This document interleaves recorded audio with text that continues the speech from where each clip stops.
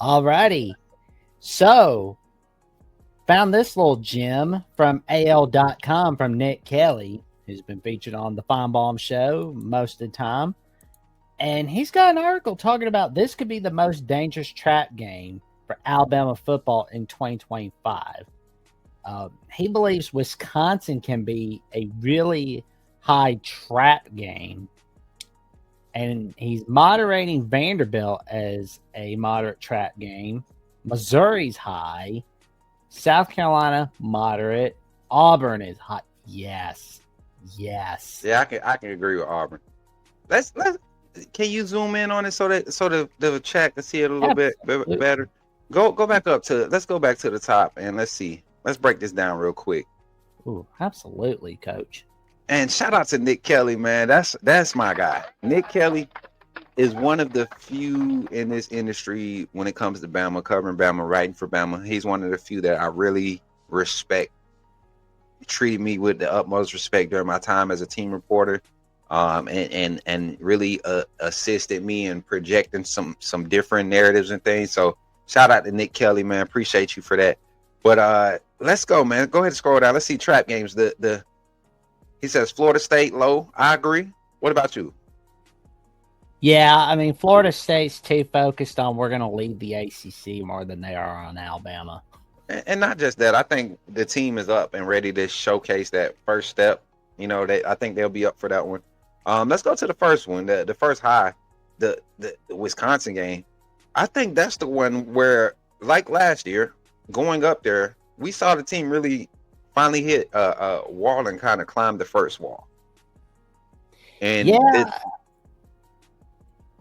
Go ahead.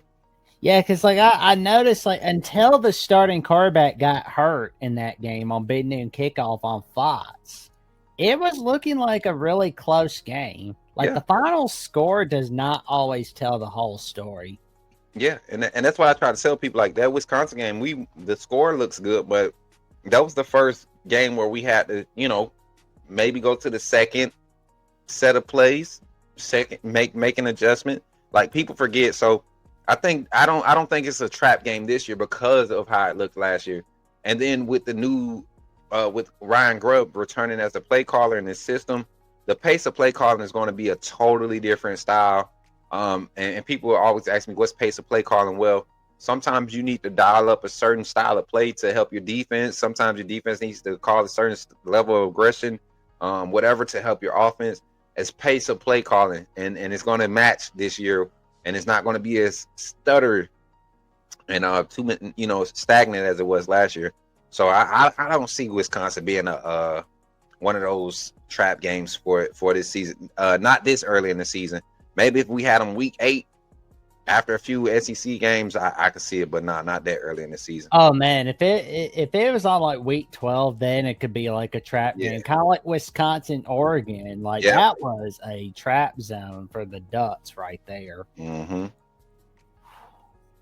We got Georgia. I agree with this one with Georgia. I really do. I think this is the game where everybody starts to overhype Alabama because of the score. Yeah. I'm just hoping that we keep the winning streak rolling against Georgia. Because that'd be pretty cool. It's happening. Yeah. Well, you did say on one of your videos on the Coach Smook Network that you believe that Alabama can really dominate Georgia. 48-13, I think my score prediction was 41-13 or 48-13. I don't think they're going to be able to move the ball in the run game. I think Alabama's defense is going to showcase its dominance and even put up a couple of defensive scores in this game with Gunnar Stockton. And they don't have Rashada as the backup quarterback anymore. And Mike Bobo's their offensive coordinator. Oh, come on, man. Don't do that to the Georgia fans. Come on, man. You don't have to remind them of that. Come on, Jackson. That's not nice. Well, I mean, it's like they're not going back to the Natty anytime soon as long as they got Mike Bobo's offensive. That's not nice, Jackson. You should apologize to the Georgia fan base because you don't have to remind them. Hey, if we had Mike Bobo, I'd be saying the same thing about us if Mike Bobo was our OC. But Diego Pavia, yeah, he's a winner. He's a winner. Coming to T-Town, it's gonna be rocking. It's gonna be rocking after last year. It's gonna be rocking. It's gonna be different. I think they still put up a fight though. Oh yeah, because that's gonna happen, obviously. And week 6 looks like a sloppy slate for the SEC, which means one thing: upsets or near upsets are coming. Because that's what's gonna happen. The Missouri Tigers, good grief, they have to be embarrassed that they got shut out. They are not too thrilled. I still don't think they have enough this year to bounce back. I just don't, man. Defensively, they're gonna have to show early in the season, and if they're struggling when we come into town, it's going to be even worse because we'll be rolling.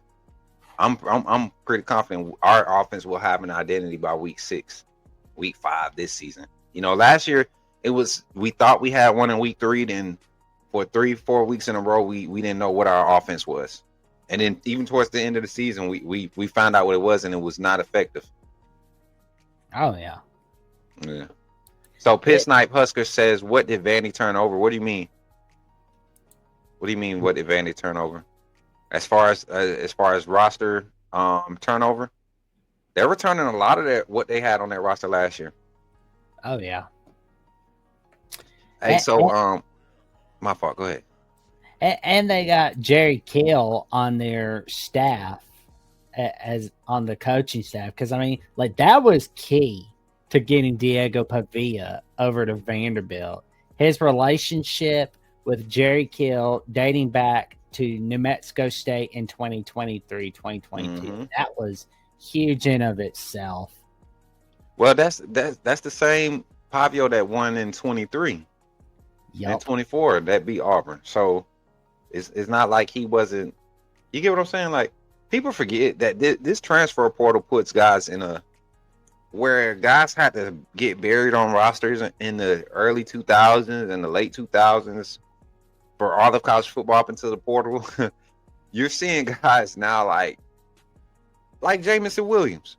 When we got J-Mo, everybody's like, how in the world do you let a wide receiver with that type of talent get pushed down the depth chart at Ohio State? I don't care who you have. We saw Jalen Waddle get thrown on the field with 3 first-round wide receivers in front of him, 4 first-round wide receivers in front of him, including the tight end.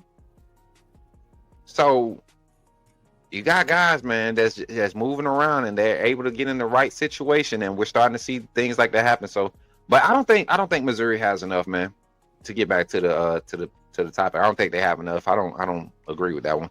Now, Tennessee coming to Bama. That's the one at that point in the season, third Saturday in October. Josh Heupel was going to have something in place. It may not be what it would have been with Nico. It might not be as dynamic, but we know that he designs. Schemes up the run game very well too. So I don't expect this to be a quarterback-led offense this year. I think it's going to be a offense by committee. And when Heupel has a system managing quarterback, his offenses look good. It's going to be the defense they're going to have to fix a lot on their back end, and then that front is talented, but how much depth do they have this year? Because that's what was their key last year, the depth that they had. So I like Tennessee to be more of a moderate than low. Yeah, I'm wanting to see what's going to happen with that game, because I think once we're seeing, Heupel's getting all of his guys coming over to Knoxville, and they've been giving us a lot of trouble over the past few years.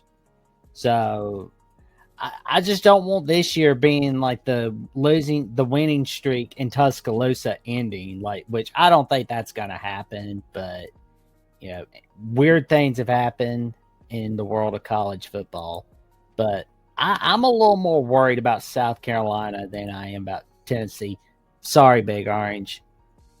Hey, I'm right there with you. I think, and I got a brother over at Hall of Fame college football, Jason Watkins. They do not believe in South Carolina for whatever reason. It's not even South Carolina. They don't believe in Shane Beamer, and I don't know why. I I know his history as a coach, he hasn't had the most success, but at the same time, I've seen what that program has done over his tenure at 5 years. And maybe there's not a consistency in winning, but you don't see the same thing happening twice with this team. You get what I'm saying? Like they're addressing issues year in and year out, fixing the issues, and then when something else arises, they're returning the next year. Something else might arise and affect their production or how they execute. But he's been doing a good job getting a good staff over there and relinquishing some of the play. Well, all the offensive play calling duties, he's relinquished that. Reports saying, but defensively, you know, he has his coordinator there and guys that he's familiar with and becoming a better game manager.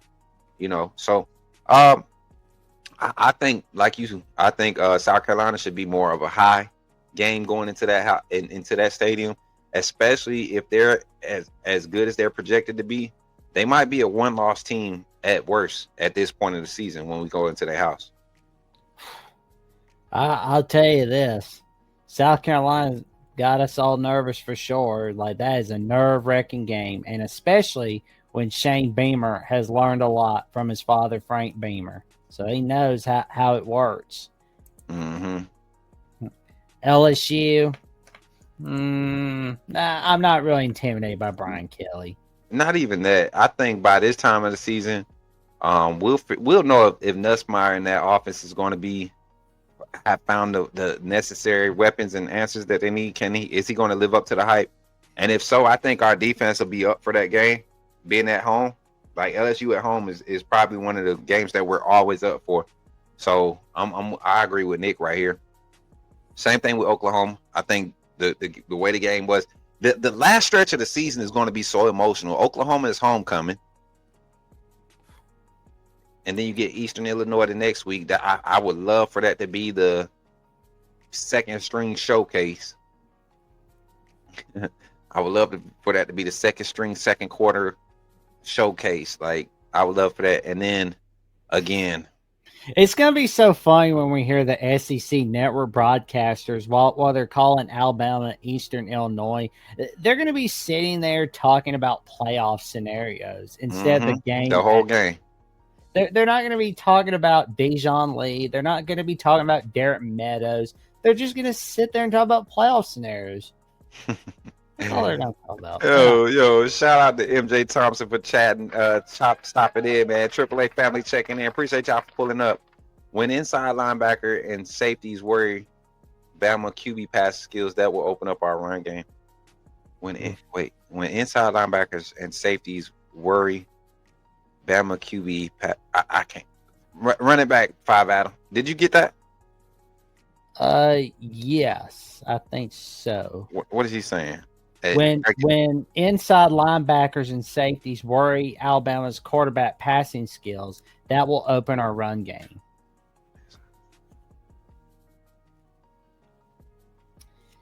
Yeah, I'm trying to figure out what I'm trying. Passing game will open up. Oh, okay. I was like, okay, now we got it. I got you. I get you. Good point. Well, You had me stuck for a second. I'll tell you this, Big Orange. From what we're seeing, it seems you're not too huge of a fan of Eli Drinkwitz. Well, Alabama will do solid. We'll shut out Missouri again. Yeah. I think it's gonna get ugly. And then like you know, like Auburn, man. We know what happens in Jordan here. We don't ever. I think the years we think we have it in the bag is when we play the worst. The years when we actually know we're going into hostile. And Auburn, hold on, Jackson. I'm not going to throw up on screen, all right? Auburn at this point of the season might be a one-loss team. They might be a two, like at worst, Auburn could be a two-loss team because of their schedule. They have one of the softest schedules and it's not a soft schedule. It's that I'll say this: they have a favorable schedule. Meaning a lot of their big games that you would have to usually see on the road, they host us at home. They host Georgia at home. They host who else is on their schedule? I want to say LSU. I think they get to host LSU. No, they don't have LSU on their schedule. They don't have LSU this year. Let me get their schedule up. Yeah, so they start off the season with Baylor on Friday for week 1. That's going to be on Fox. and they got the conference opener at Oklahoma. Mm-hmm. That's the Week, one where I think is going to set the tone, man. If Jackson can go into Norman and show out and perform, that's going to be a huge confidence booster for him throughout the rest of the season. And then, Hugh Freeze kind of likes to feed into these guys' hype when they get like that. When he gets a quarterback that needs to get over the hump, he'll feed into the hype with his play calling style and put them in situations where it's like they don't necessarily have to play on schedule. ooh, And and that's Missouri. when he's dangerous. Oh yeah, Missouri's coming to their backyard. Kentucky's coming to their backyard. Man, Vanderbilt, Vandy's going to give Auburn a dogfight. I don't know, man. Well, yeah, you know what? I think if Auburn is not performing like I expect them to be, it's because of three major things with Auburn. It's going to be their secondary. They have a lot of holes in the secondary. They need to find help, and I mean find help now. But their front is going to be good, and I mean they got a lot of young talent. They're going to have to play a lot of young guys, but I think they're going to be good. Around the time the conference play comes around heavy. So, and then lastly, like just like everybody else, every other big program in the SEC, the quarterback position. You find your quarterback. If Jackson is the guy, we know what his ceiling is. Basically what he showed us last year is not anything great, but like we said, Hugh Freeze can really do some things with quarterbacks that can run his system well. So, I see Auburn at Oklahoma. I think that's one where I think they might drop that one.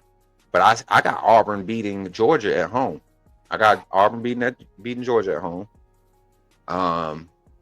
What's another big one for them? Well, they got Bama at home. They got Missouri at home. They got Arkansas on the road. They got Kentucky at home. I'm not They're worried not. about Arkansas. I hate it for Arkansas right now, man.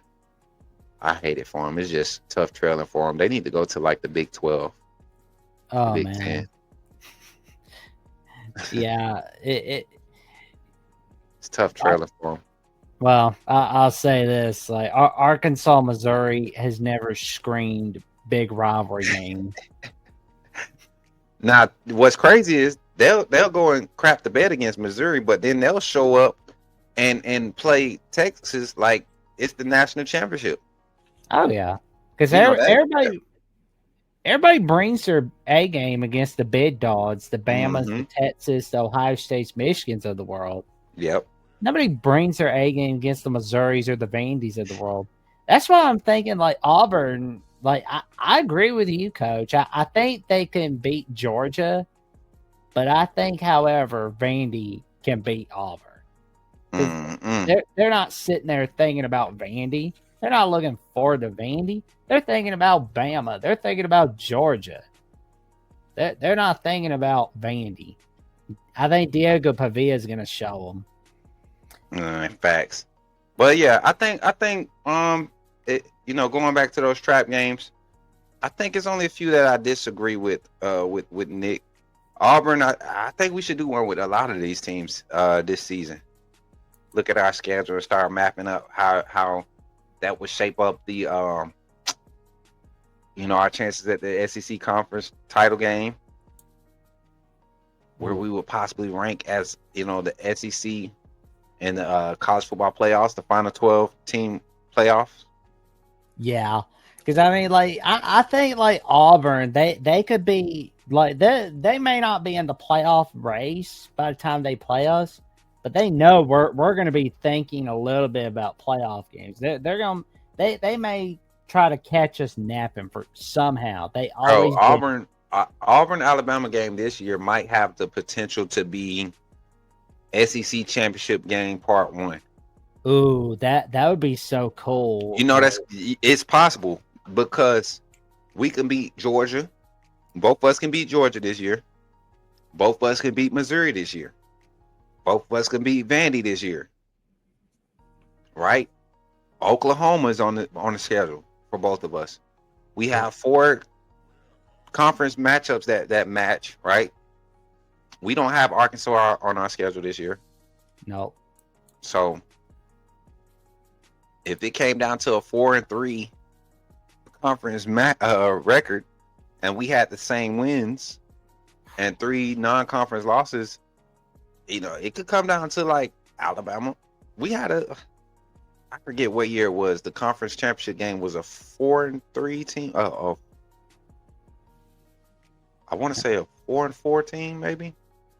It's like 6-2 and 4-4.